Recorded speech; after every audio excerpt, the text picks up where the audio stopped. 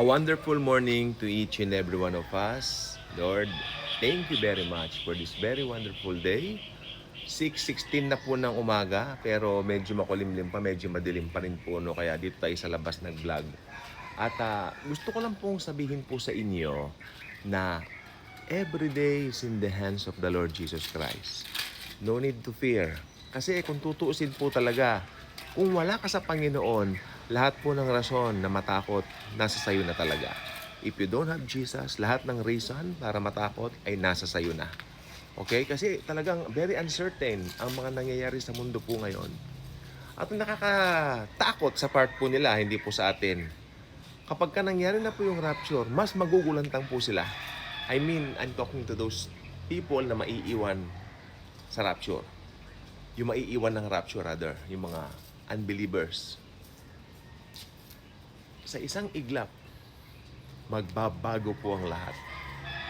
Sa part naman natin mga mananampalataya, sa isang iglap, we will be with Jesus forever and ever. Di ba kayo nasasabik na mangyari po yan?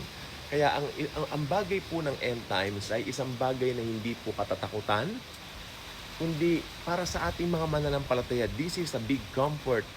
Especially kung meron kang mga something na pinagdaraanan sa present life na ito, no? Ang present life pong ito ay temporary lang po, no? Sapagkat ang tunay nating tahanan ay na kay Kristo Jesus doon sa langit.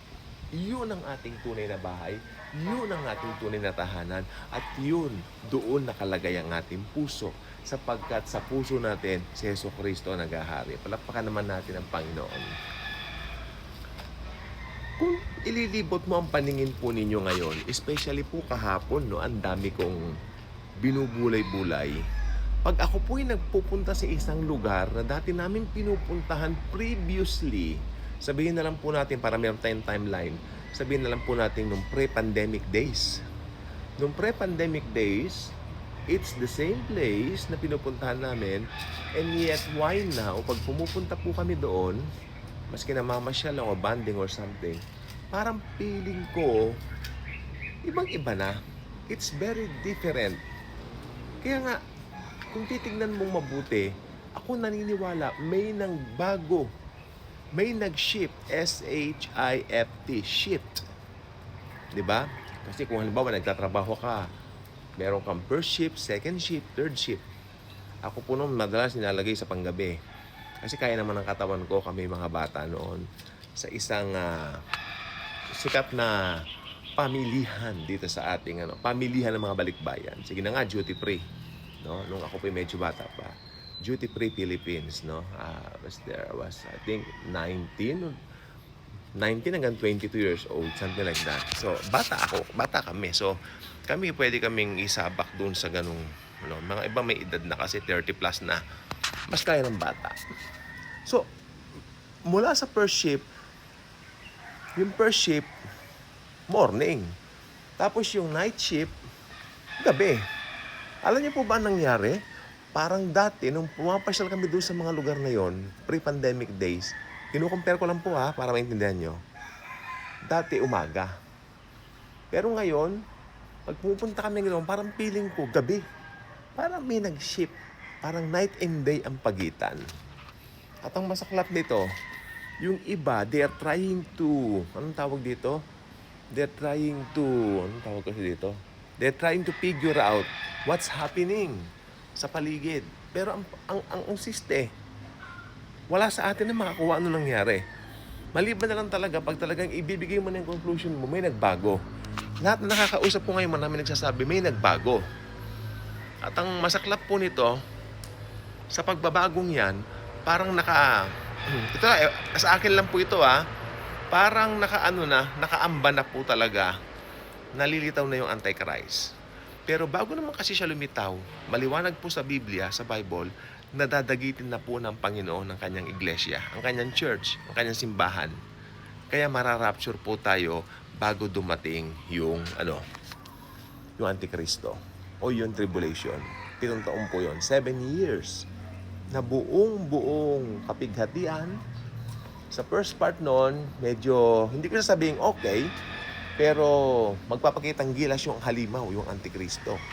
meron siyang kanang kamay, yung false prophet, no? Yun po mangyayari po diyan. At maraming nagsasabi ngayon, candidate daw si Jared Kushner. Kasi kung titignan mo naman yung kanyang dinidevelop ngayon na isang tawag dito, isang plano para sa mundo.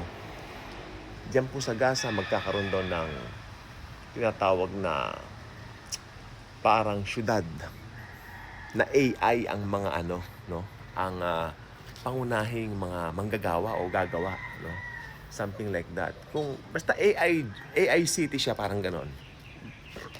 At si Jared Kushner daw ay tawag dito, siya po ay maraming koneksyon doon sa mga bansa na naglalaban-laban, no?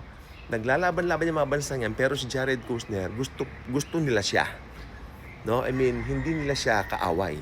So magroon siya makipag-peace sa lahat, no? Ayan ang sabi nila. At saka meron siyang talagang pinaplano ngayon. At saka si Trump, panay ang puri dun sa kanyang manugang. Tanungin ninyo ako, si Jared Kushner ba ang Antichrist? Si Jared Kushner ba? Hindi po siya. Hindi po siya. Kasi si Jared Kushner po, nandiyan na siya eh. Kilala na po siya sa matagal na panahon.